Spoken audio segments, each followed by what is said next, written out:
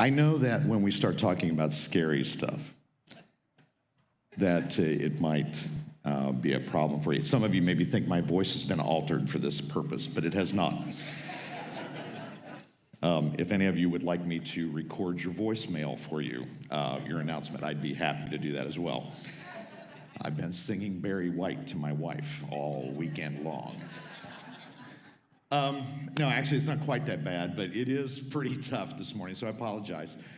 But I put together a list this morning of what it appears to be, what would be considered the scary stuff. There's a lot out there, and I thought just to rehearse it and to go back, I thought I'd write this list out, so I want to read it to you. And I want you to think about it. It's not a judgment based on those things right there. I've got a little ring going on in my head, and that may be me. So here's what I see, and these, you would maybe have different opinions or different ideas for these things. I want to make sure, though, that you, when you hear these, that these are not a declaration of any stance about anything involved in that. All right, hear me? These are just things that for people today, it can be scary to discuss. It can actually be very scary for people who have had a set way that they think about these things. And especially in the church and among Christians, people who would say that they're followers of Jesus, these can be scary things to talk about. But also for people who are perhaps wondering if they fit within the church and wondering whether or not they would have a place in the church. These are scary topics. So let me just go through them for you. And again, I'm not giving any kind of stance on any of these. These are just the things that are going on. COVID, vaccinations, racism, inflation, political polarization, workforce declining, immigration, housing prices, supply chain, social media, mental health challenges, Roe v. Wade, election interference, the Supreme Court, culture wars, gender identification, sexual orientation, declining church attendance, destruction of faith or deconstruction of faith, and church scandals. Those are just a few. Things that maybe in your mind or in your heart, they have caused you some fear. Maybe they have caused you some worry or concern. Maybe it has been to the point that it's like, I don't know what the steps forward is to get through some of this. I'm going to tell you, when I think of being here, like a couple of weeks ago, I was with a group of pastors, and we had a 3-day retreat with them. And as I spent time with these guys and I listened to them talk about the things that they're going through and just the things that they're trying to navigate. And I'll be honest, the world today is very difficult. And to think that the church has maybe lost some ground when it comes to our ability to speak truth into the world and to give them guidance and direction is kind of disheartening. Can I just say thank you to this church for loving on us as a team of staff members. Thank you for doing that. That's so vital and so important for us to know that we're all in this thing together. And from time to time, it's great to hear that there's people on your side, And we've talked about that. Matter of fact, last week we talked about how important it was for us to know that we can actually be an ally. Now, I know that ally has become a term that has been used in culture today. It's been used in a way to bring people around others to support them, and that people are looking for allies. Allies in their approach to maybe one of the list of things that I talked about, one of the things that maybe I mentioned there. I want to say this. I think too many times we maybe don't open our heart or mind up to things enough. We get so locked in, and recently the polarization of people has been so difficult to deal with. And maybe you're facing it, maybe within your family or your workplace. But there are times when those things have come up to you that's just been hard for you to deal with because people are so opposite of what you're thinking. And you see people doing things that are so opposite of how you have grown up, what you were taught. All the things that were so important to you, they seem to be so different and so opposite. And I will tell you, I don't know that that's going to let up. I don't know that it's going to stop. I think a lot of people were looking for this, once we got past COVID, everything would kind of get back to normal. I think we're in the normal. And I think we're in where it's going to be. And I think we're going to have to learn to adjust. And there's things that are for us to deal with and think about to do that. So I want to remind you what we said last week. When we talk about being an ally, we mean this. It's somebody who says, I need someone on my side. Everybody here needs somebody on their side, right? Everybody would want to have someone on their side. And then I need someone to make a difference in my life. Somebody who's willing to do what's necessary to give of themselves so that they can actually have some connection to somebody. They feel like there's somebody willing to do whatever it takes to be on my side. Everybody needs this. Now, I shared with you last week that I believe that Jesus was the one who shared the most as an ally to all of us by the way he lived his life, what he taught, and on top of that, how he gave his life for us so that we could have salvation, have our sins forgiven, all of that. And he was the right kind of ally because he didn't leave us hanging by just coming here and dying for us. He actually rose from the dead to offer new life to anyone who would believe. And so those things are pretty powerful. But honestly, when we're faced with things, and if you are watching social media, you're on the news or whatever, you're reading news or you see a blog post or you're listening to podcasts or whatever, some of those can be very, very difficult to hear because they may be sharing things that are opposite of what you're thinking. Or you may be finding that you're listening to things that help bolster your side of the story. And I would be encouraging you to be cautious of that. One of the things as an ally, though, if you're truly an ally, you have to remember this. I believe this is Jesus' stance on how to approach other people. I think this is how he would have done it. But there are two words that come to mind: condemn or condone.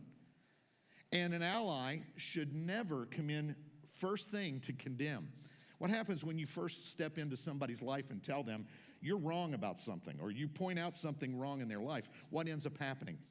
They turn their back on you. They run away from you. Matter of fact, we even showed a verse last week where Jesus was talking about it. It's like throwing precious jewelry to a pig who's wallowing in the mud. And if you throw those there, the pig doesn't have any idea how great those words are. The pig just decides, oh, I can't eat these. Might even turn on you and bite you for throwing that to them. But they end up just trampling it in the mud. Remember that verse? And if you weren't here last week, it's easy. It's Matthew 7:6. And then maybe the word condone. This is the one that you've got to be careful at. An ally never condemns, but never condones either. Just because someone's doing something doesn't mean that we have to come along and just welcome them in as if it's okay to live your life if we know that it's a life that's going to lead them down a path that's wrong. And so this is the tension, right? This is the tension that we all face. The tension of being able to know what is the right thing to say when, and that's when it gets scary. Because if I start to speak up to someone, then they're going to turn their back on me and not want anything to do with me. And so it can be very difficult. I want to review what we've talked about up to this point, okay? When we're encountering these things that are scary, what should we do? Well, first of all, move toward the mess. John talked about this the first week of this series, that one of the scariest things that we can do is move toward the mess rather than run from it. But see, I think what's happened is that, and he made a very good point of this, that many times Christians and even the church at times have isolated themselves or insulated themselves so much, they've pulled themselves out of the flow of life that they have no influence whatsoever. They have no way of dealing with it. And so instead of running from the mess, we move toward it. We run toward people who are in need of seeing what real mercy is. We run toward people who are looking for answers.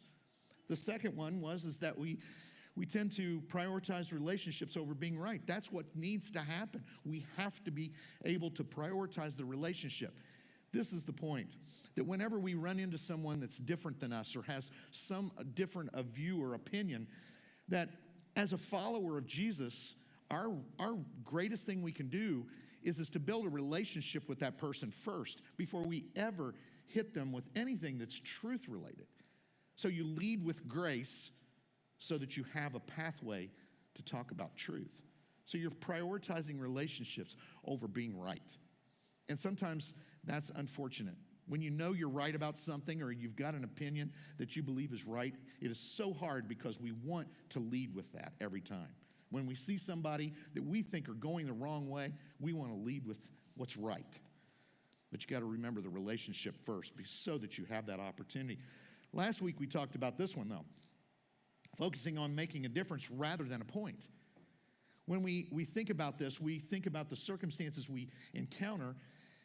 We shouldn't be thinking about how that passes through our whatever kind of ideology or whatever. We don't put a filter up to decide whether or not it's right or wrong or how it fits. We look at people the way Jesus looks at them.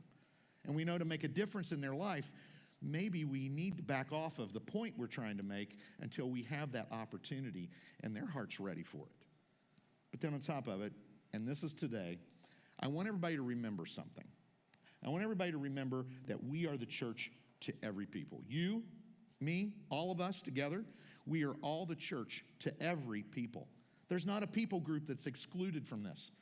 Everybody is included in the idea that we're the church for everybody. And here's the thing. If we start to decide who gets mercy and who shouldn't get mercy, well, they're just too far gone. I don't want anything to do with them. They're going to rub off on my children. They're going to tell this to somebody. See, the greatest influence that we can have in our children's lives or whatever, it's us as parents or grandparents, the church. And so we have to take advantage of that so that we're prepping our children and we're prepping every believer to be able to face up and go toward the mess and be able to build those relationships so that we are the representation. Because, hear this, it is not our responsibility to decide if someone deserves mercy. It is not our responsibility. It is God's responsibility to do that. We're just the representatives of that. Now, we've been looking at this sermon that Jesus has been preaching. Many people think it's called the Beatitudes. It's actually the sermon where he was on the side of a hillside, so we call it the Sermon on the Mount, like on a mountainside or whatever. And he did that really more so that there was a built-in sound system so everybody could hear it, you know? And so when Jesus did this, he started out with saying, this is how you'll be blessed in your life. It's the way he introduced the sermon. But then he started illustrating those blessed statements that he made, the Beatitudes, and he started showing what that would look like. And he gave real life instances. Now, we're going to pick it up at verse 7 in Matthew chapter 7. Matthew was written by a tax collector. Tax collectors were the people that were shunned. So if anybody's going to understand this message better than anyone else, it would be the guy who wrote it down and captured it all. It would be Matthew. He understood this. He understood what it was like to be different than other people and to be shunned. And so this is what Matthew recorded that Jesus said. And right before I read this, because this, again, this verse right here can be turned around and you can shape it however you want. If you just pulled this one verse out of the Bible and just read it, then it sounds like you've got a guarantee to anything you hope for or wish for or want. And that's not what this verse is about. You have to read it all in context. And Jesus, prior to this, is talking about people needing mercy and making sure we're not forcing it on people, because if you force it on them, they may just turn it away, just like dogs and pigs do with precious things and sacred things. And so here, I know that this is all about mercy. I know this is about asking it because it fits within the context of Jesus' whole sermon and everything that he's led up to this point. So this is not about saying, I just bought a lottery ticket, and I'm hoping and praying that if I ask it will be given to me. Okay? I even used my favorite verse numbers and everything to pick my numbers, you know? Now, it has nothing to do with asking for something that you want. It has nothing to do with those things. It's talking about the greatest need every person has in their life is mercy. It's the need to be brought into the family. So think of it in that context and then look at it. It says, ask and it will be given to you. So if you're in need of mercy, if you really want to connect with God, if you really want to know if Jesus is real, if you really want to have a relationship with him, ask and it will be given to you. Seek and you will find. Knock and the door will be open to you. To me, that's an incredible thing, you know? To know that all we have to do is come to him and what happens? Jesus is open and ready to take us in. Jesus is not thinking. All we've got to do is ask and it'll be given to us. If we seek after it, he'll show it to us. If we knock on the door, oh, Jesus, let me in. He's like opening the door and showing us incredible hospitality. That's what this verse in context really means. You could extract this verse and make it seem as if I can ask whatever I want and he's going to give it to me. That's not what it's saying. It actually is giving us the context of it, of being the mercy that we all need. The greatest thing we need. And let me tell you, okay, maybe it's not the case for you, but there are many people who believe that God would not want to offer them mercy because of everything they've been involved in, because of their life, because of their circumstances, their situation. I could tell you story after story, but they're so personal. It's so important that I don't give that up and don't share that. Those stories are for people themselves to tell of their own lives. But people who have been struggling with whether or not the decisions that they've made in their past and everything, can they actually be shown mercy by God? Well, just ask and it will be given to you. You see how it fits? See, it's not as if you're throwing it to some pig or some dog that's going to trample it. It's going to actually be this. That's what the verse right before this says. And so it even goes further. We go to the next verse. It says, for everyone who asks receives. The one who seeks finds, and to the one who knocks, the door will be opened.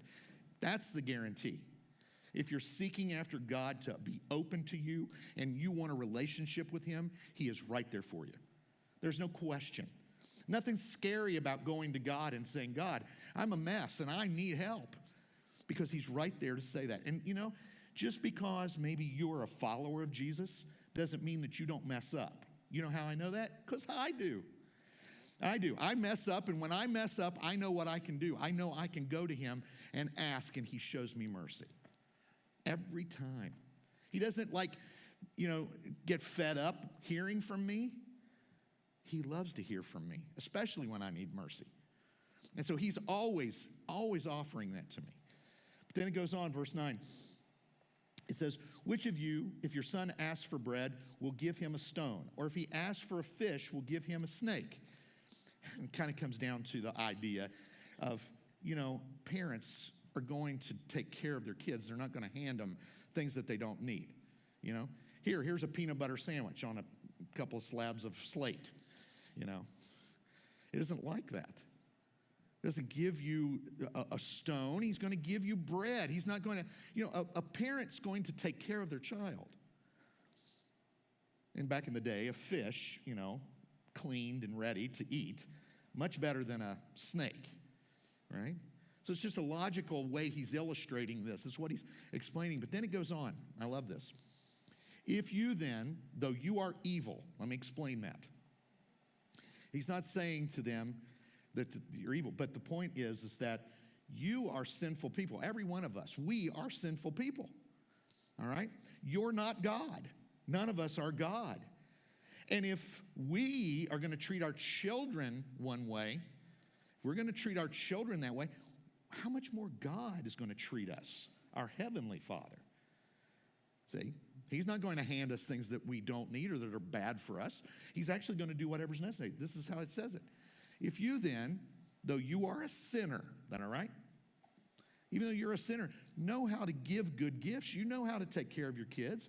How much more will your Father in heaven give you good gifts to those who ask him? He's not going to turn his back on us. Verses go on. It even says more. So in everything, okay? What do you think this means, the word everything? What? What do you think it means? Everything. What about you people in the back there? I want to know what you think. What do you think that word means? Everything, right. Yeah, I was asking you to say, okay? So in everything, do to others what you would have them do to you. For this sums up the law and the prophets. Incredible statement here. This sums up everything that had been taught before to all of these people, even the most religious that knew the law and the prophets inside and out. We're talking everything we know of as the Old Testament. Everything that had been there, it sums it all up. It brings it all together. Do to others what you would have them do to you. You treat people, and you do it through the idea or the lens of how you want to be treated. Okay?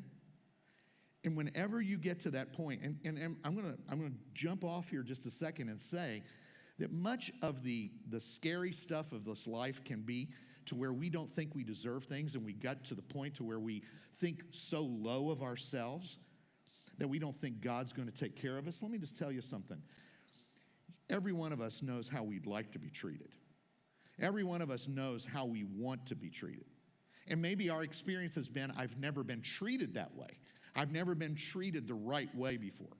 I've been abused. I've been hurt. But here's the whole point. It comes down to it. It's not our responsibility to decide if someone deserves mercy. We don't look at someone and decide whether or not they do or they don't. This is our responsibility. It is our responsibility to show others what mercy from God looks like. So our whole thing in what Jesus was saying, treat others the way that we want to be treated, it really comes down to it's our responsibility to show others what mercy from God looks like. That's what we're supposed to do. It's not to point out their error or their wrong or any of those things. Jesus didn't come to condemn. He came to save. And by saving them and by loving on them, somebody asked me this week, and this is funny that we had this conversation because they've been listening to this series. And I had a conversation with them, and they were asking me the questions. So when is it right, though, to kind of tell them how wrong they are? And it was kind of like, well, okay, now hold on just a second. Why do we want to jump to telling them how wrong they are and before we even have relationship with them? Why wouldn't we want to have a relationship? Well, because if they don't know how wrong they are, then I'm not sure I want to have a relationship with them. Okay? Hold on. Not our responsibility to decide who deserves mercy or not. Our responsibility is to show them what mercy is. How else are you going to do that unless you actually take the time to know the person, to know the people we're talking about? You know, we're getting ready to go into the holidays, and your family's all going to show up. Did you know that? Or you're going to show up at their house, all right? And you know what that's like, right? I mean, it's just an epic, wonderful time of conflict and battle over most of this stuff we just talked about, right? And so to be able to handle those kind of situations or circumstances, relationship is so much more important before you ever put that. You've got to show them that there's a reason for the hope that you have. Not just argue with them. You have hope and you need it. Okay? It doesn't work that way. It comes down to the point that we're responsible to show them what mercy from God looks like. And remember, mercy is not getting what you really do deserve. So the point is it's got judgment all over it if there's a lack of mercy. So we've got to make sure that we're doing everything we can. So I take you back to the passage, and this is what it says. And this gets us to a real pointed ending to this series today. Okay? Today we end this series, and we end it with something that sometimes is misunderstood and confused, but it's so important because many people will hear this verse of Scripture and they use it as the ammunition to go after people. They also, people who are skeptical of faith, will read this verse and say, I don't know. I don't know if this Christianity thing is for me. I don't know if this Jesus thing is for me, because it sounds to me like it's very narrow-minded. Okay, now, hear this. Jesus says, enter. Right there from the beginning tells you it's an invitation. The word enter is a greeting. It's meant to say, please come in. It's not a, this is the only way to get in, which it is, okay? It is, but it's not like saying, I mean, let's face it, people come to your house. They come to your house, and what do they do? They come to the one door that you let them in, right? You do let them in, right? Okay? I know some family, you may be questioning this year, okay? That's not the point. People come to that door. They don't come to the side of the house where there's no doors or windows and just keep trying to get in where there's no doorway. They come in to the one door where you're greeting them and welcoming them. You don't say, I'm sorry, you're going to have to try to go in on the side where there's no door. You don't do that. Jesus is saying, enter. Please, come in. It's an invitation to you. Enter. Enter through the narrow gate. This is where people get the hang up. It's like, I don't know. Why does it have to be narrow? I don't like narrow. For wide is the gate and broad is the road that leads to destruction, and many enter through it. There's a wide open invitation to anybody to go down this long, wide pathway to destruction. I mean, it's wide open. Do you know what? If you really think about it, Jesus did not in any way say, look, I hope you guys make it to heaven. I'm going to die for sin, but if you find somebody else who's better to believe in, go ahead and believe in them. It'll be fine. Did he do that? Did he say, hey, listen, I know I got this long list of standards. Look, if they don't fit you, I'm really sorry. You know, maybe you can find your own way. And when you get to heaven, if you make it there, you know, through your wide way, you know, or whatever way you decide to go, when you get there, just look me up. Jesus didn't say that, did he? Here's the point. The mercy God showed us is by making this as narrow as possible. The church should be this place where people in the culture who are looking and they're navigating through all these multiple ways to live your life and trying to figure out how we can get there. God has already been so merciful by saying, there's one narrow way. There's one narrow gate. It's not like multiple things. You don't have to go and search which combination of different beliefs will work for you. It's kind of like the guy who was in Afghanistan here recently. I heard the story about a guy, and he had come across another fella, and he was wearing several different religious symbols. And he said, well, why do you have all these? He says, well, you know, I get in the thick of things. I just want to make sure I'm covered. That's a tough one. I mean, honestly, I hear that, and that scares me for that guy. It's why in the world would he want to have to deal with so many different pathways? Why trying to figure out when Jesus himself said, look, I've got an invitation for you. It's the one way to get there. You see, I believe, and I hope you're with me on this, by the time we've talked about all that we've talked about throughout this entire year here at this church, we've talked together about the fact that we're supposed to be the representatives of this incredible mercy that God has for us. And we ask the question, what does love require of me? How do I show that? Are we overdoing the love thing? Well, I think Jesus didn't overdo it, and he talks about it all the time. The whole concept, though, is that we as a church, we need to be this narrow point of where the culture finds a resting place, an arrival point. We should be the arrival point for the culture.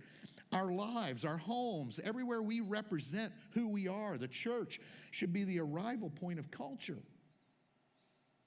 And people come to us because they know we've got this invitation to a place that's not multiple choice. It's a one-way plan. I don't want it ever to be said that we have dumbed down the gospel or we've made it so Jesus said there's one way. Matter of fact, the song that we started out with today, which I love to see energy like that from students. And one of the parts in there was this, he says, Jesus is the way, the truth, and the life. That's the phenomenon of who he is. He's the way, the truth, and the life. Jesus himself said, that's the way. I'm not trying to make it difficult. I'm not trying to cut you down or think that you're dumb or stupid or that you can't find your own way. But really, you can't. It's dark without that. It's dark. We can't find it. We need a light that shines on this narrow gate. And honestly, the broad way is, there's an invitation to that too. But then verse 14 says, but small is the gate and narrow the road that leads to life, and only a few find it. It's unfortunate that we see so many people throwing their lives away when there's an incredible answer. There's an incredible answer found through Jesus. The church should never, ever make the gate so narrow for people when they come in that we want them changed and different before they ever enter. We're the arrival point to show them the narrow gate, to show them the mercy that's necessary. Let me give you this thought. Narrow and small means simpler to find. Narrow and small means simpler to find. So I want to say this to you. Remember, we are the church to every people. We are the church to every people. We're the representatives to every person. That's why Jesus was giving this statement. They had been living religious lives up to this point. Many of them had been following rules and obligations and things that were religious in orientation to give them this idea of proper behavior. But their lives weren't changed. They weren't living according to the kingdom principles that Jesus was teaching. And he's just very straightforward with them. You, going forward, you're going to have to be the ones to every people to represent this narrow, simple pathway to know God and to find mercy. And it needs to be an open invitation, an invitation where people feel as if they can enter, that they don't have to do something different about themselves, that God will do it all for them. God will make them right. God will bring them to that point. I'm so glad that I didn't have to try to be a better person, because I'm not always a better person. Jesus came to me because he knew I couldn't do it on my own and made it right for me. When I start to talk this way, it makes things a little scary. Matter of fact, this next statement can even be so. We can be the ally the culture is looking for to find the way to mercy. For us to use that word ally and to use it in a way that makes sense, we're the ones who can ally along with people and say, here, let me show you. Even when the conversations are a little scary. And I'll tell you why. Because Jesus, when he started the sermon, I go back to chapter 5, and this is what he said to the church, to the people that were listening, the people who were claiming to be his followers. First of all, you're the salt of the earth. You're there to show a tasty version of life. You're there to see something that is worth being a part of. Someone, a way of life that is going to give you something you've not had before. And then he said, you are the light of the world. So incredibly important, because where are they going to find it? Where are they going to find that light? Let me just say this. No matter what you think, in speeches and things that you've read, but I read the speech that Dr. Martin Luther King Jr. gave the night before he was assassinated. And he said in that, he was talking about different times to live and all these different times to live and how many people would like to have lived some at another time. And he was asking for input. And I'd ask you the same thing. Would you pick another time to live than you're living right now? Would you go back to the 40s or the 50s or the, whatever? Or would you want to even go way back in time and want to live when Jesus was on the earth? Or, Martin Luther King Jr. said, this is what we need to know, is that right now the world is dark. And imagine what they were going through in the end of the 60s. You can imagine what it was like in those times. Much of the stuff we were facing now, they were facing then. And during this last time, he said, it's dark time It's a dark time we live, but I think that this is the best time to live because the church finally has an opportunity with so much darkness to finally be the stars that shine. And that's exactly what I think is necessary. I take you to the last verse of this. In the same way, let your light shine before others, that they may see your good deeds and glorify your Father in heaven. Remember, we are the church to every people. We are the church to every people. Who do you know that needs to see that mercy? Are you willing to take the time to build a relationship with them? Maybe even invite them to come and be a part of what's going on here so that they might see some of the things that God is doing in other people's lives. And as they see that and they hear truth that is given to them in a way that hopefully it's open and they hear it knowing that God has got an open invitation to them to enter into this narrow path. Let me tell you, we can be an ally. The culture is looking for to find the way to mercy. It shouldn't be scary to us. It shouldn't be scary at all. Matter of fact, I love the graphic. I'll put the graphic up here. We tend to make these little things like this into big, scary things.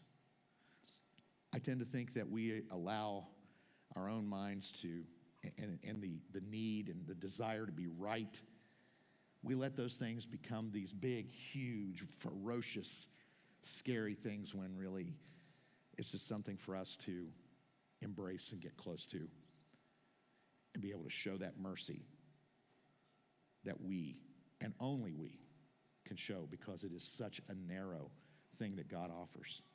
May the church become that arrival point of the culture so that we can point out and build relationships and point out the truth that Jesus has mercy to offer.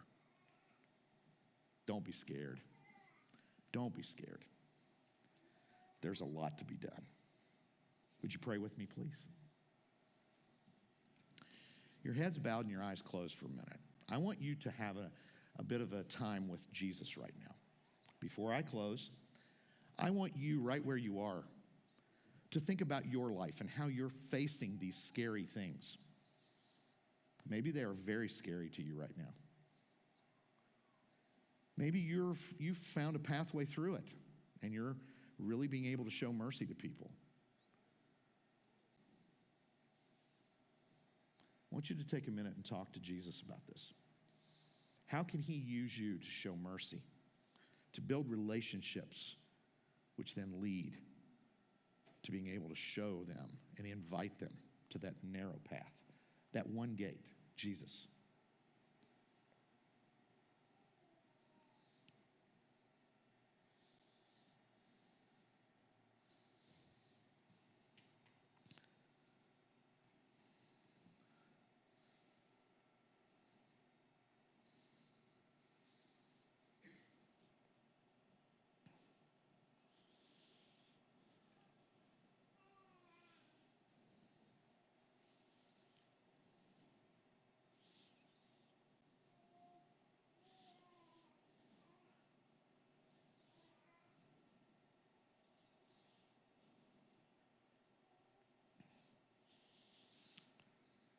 Heavenly Father, thank you for our time together today. I pray that as we have been talking with you, all of us in this room, we've been talking to you. Some people may be searching for that mercy. They need it. They've heard a lie in their life that they don't deserve mercy. But you have already proven by dying on the cross, Jesus, you showed us that everyone deserves mercy from your heart. We may not deserve it, what we've done, but you see us as valuable. You see us as one that you love, and you have offered something that we don't deserve. God, I'm grateful for that. And Lord, you take away that threat of getting the things we do deserve. Lord, thank you for grace and mercy. I pray, Lord, that as we represent that we represent it well, that we do it with a heart that speaks the truth. But Lord, we build it on the love and the grace that you've given us. We build those relationships, that we set aside being right to be able to share with people the mercy and invite them to meet the one who can make everything right. So God, help us to be that as a church, as individuals, wherever we go. And I pray for that person who's here today who's just maybe a little skeptical of faith and who Jesus is. But God, I pray that you'll make that invitation to enter in very obvious to them today. Thank you again. Thank you for Fair Creek. Thank you for bringing us together. Help us to go forward. It's in your name I pray, Lord. Amen.